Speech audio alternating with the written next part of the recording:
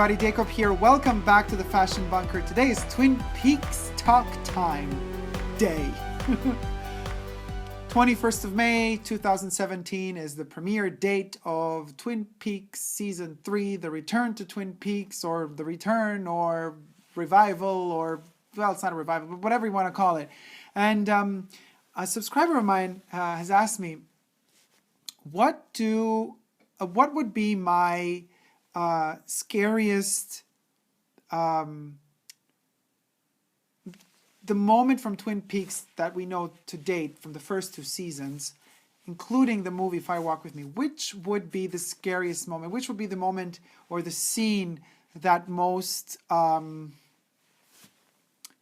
scared me or influenced me, not influenced me, but created angst or some sort of anxiety? Because, you know, it's a very psychological type of TV show and movie. So we're not talking horror, we're talking psychological anxiety, psychological fear. And I thought it was a very fascinating question because, you know, I was raised on Twin Peaks. So Twin Peaks to me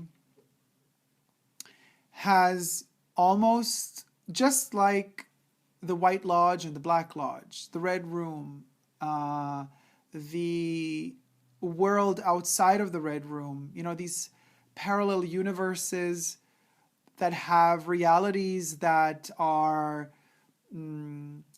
similar but also could be completely opposite, or like the movie juxtaposed to the TV series where things are totally opposite.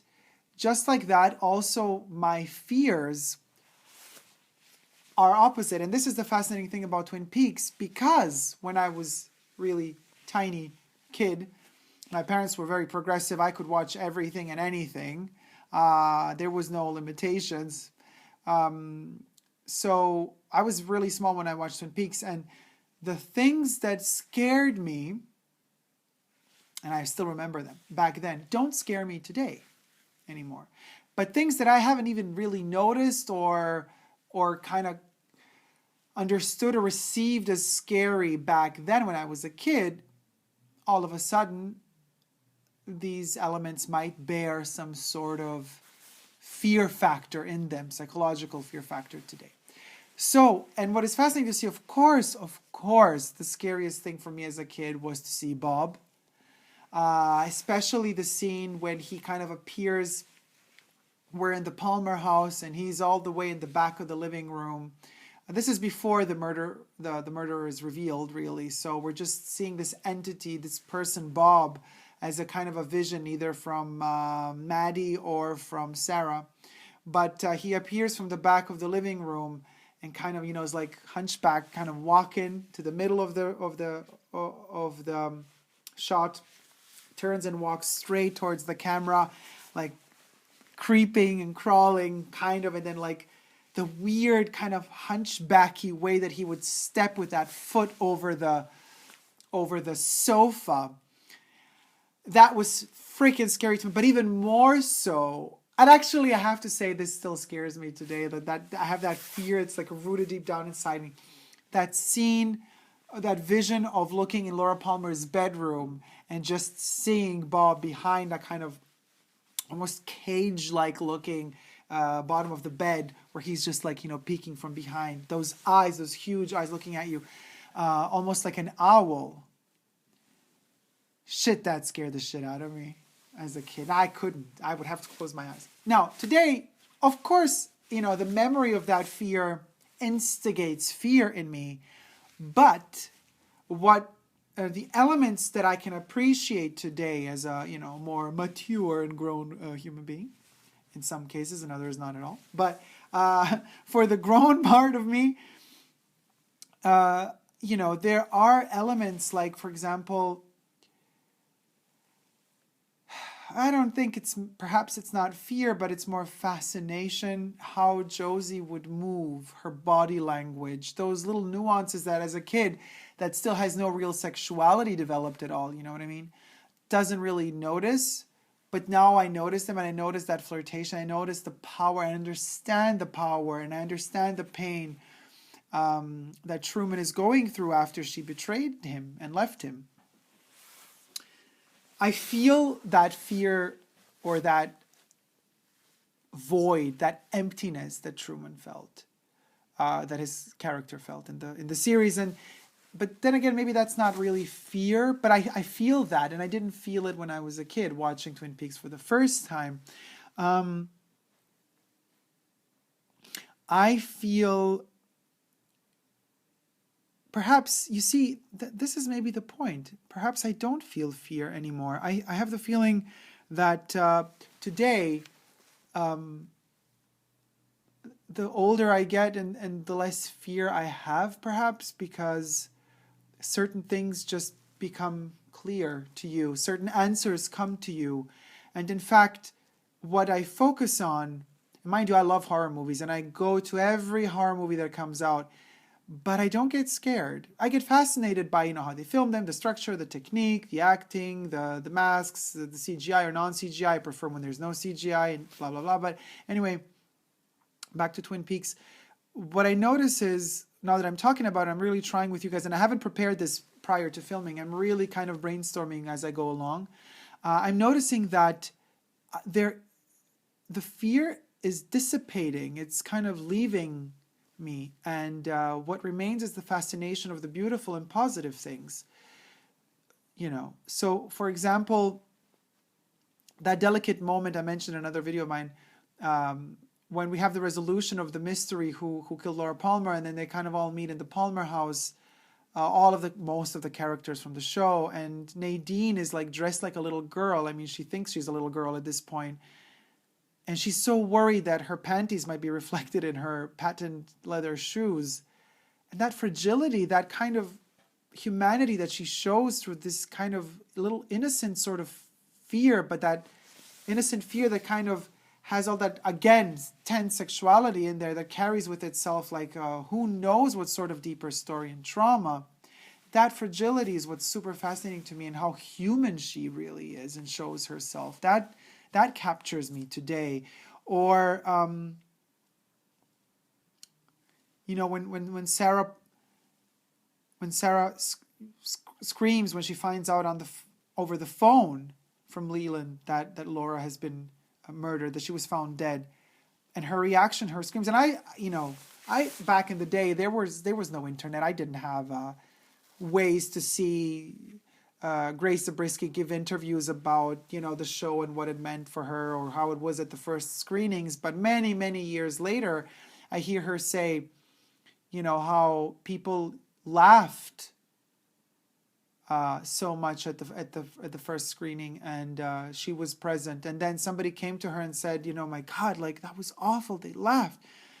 And then she's like, well, and she said, but this, you see, because then she also got criticized for being too comedic in a way. I never found that scene comedic. And I found very fascinating what she said about it. She says, the pain of that character is endless in that moment. And she portrayed, Grace Zabriskie portrayed it to a T. And it was up to the audience and the people to either understand it and accept it, or not be able to accept it. And when people react to such visceral pain with laughter, that means that they cannot handle it. And that's what she pointed out in this little tiny segment of an interview. And I totally get it. I totally understand that she played it so absurdly over the top. And because she played it that way, it was real. Because there is no poised reacting to the news over the phone that your child has been murdered. How are you going to react? You can't even imagine how that will be until, heaven forbid it ever happens to anybody of us, but until it happens to you. And she played it to such an extent that you understand. You have to understand, if you have some sensitivity and sensibility in you, and you are capable of coping with the sensitivity and sensibility, you must understand that the way she played it was the correct way to play it, because it was unexpected. Her reaction was over the top, because everything you can imagine how the pain would be and how to express the pain of losing a child is nothing compared to the reality of how it really is once it kicks in, once you really, heaven forbid, lose a child. So she said, people, not everybody can process that pain. And the reaction to denial is the laughter, is the hysterical laughter. And so it's scenes and segments and tidbits like that that really get me today. Whenever I see her scream like that, like lose it, literally, on camera, it causes fear in me. When I was a kid and I saw her do that, I thought, what a crazy lady. And now I think, what a sane human being to be able to feel and express that pain freely. You see the difference between, experiencing something like Twin Peaks as a kid and then growing up with it. And this is the point that I want to get to. It's hard for somebody that is very young today to discover Twin Peaks and understand what it really means to grow up with it. And 25 to 26 or 27 years later, get finally season 3. Because growing up emotionally and psychologically with the memory of the Twin Peaks when we were younger, or children really, it's so fascinating and magical. And you can't get that if you are 11 years old, 12 years old, 15 years old today, and you watch Twin Peaks for the first time. Granted, your parents let you do it. And then you jump right into season 3. Certain questions remained unanswered. The mysteries, the secrets from many years ago, 25, 6, 7 years ago. And we who saw Twin Peaks back then grew up with those uncertainties, with those fears for certain characters, for the development of the story. And yes, fears, because we really, back then, television didn't have anything like Twin Peaks. And once Twin Peaks kicked in, it manipulated my whole development. It literally made me who I am partially today.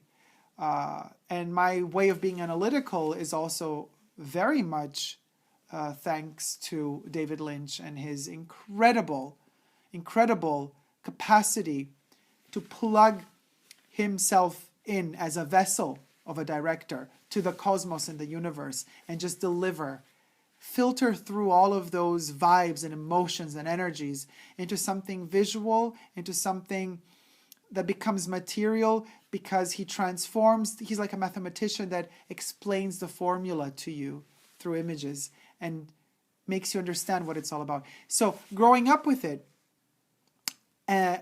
also given those 25, 6, 7 years time for certain mysteries and fears and unanswered questions to mature within us as viewers, is magical in a way, because it gives us an extra key to understanding, unlocking, and feeling really what Twin Peaks Season 3 will be. And that's something you can't have if you just begin to discover Twin Peaks today for the first time ever. You haven't matured those 20, it's like a good old wine, 25, 6 or 7 years of maturing until it really becomes what it is today. The good Bordeaux that it should be, or the good black as the blackest of nights, the moonless-testest of nights of a coffee.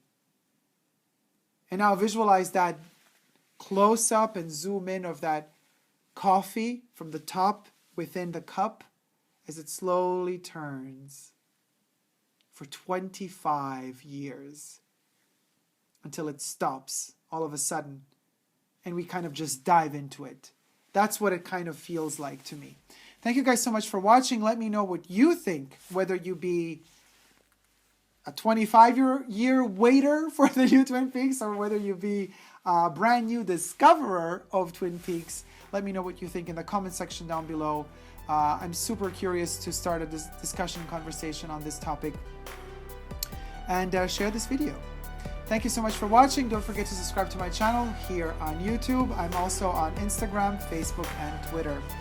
No matter how dark the night is, and no matter how many spirits loom and creep in that darkness, don't ever fear, because you never should give up on love. Love you, take care, see you soon, bye.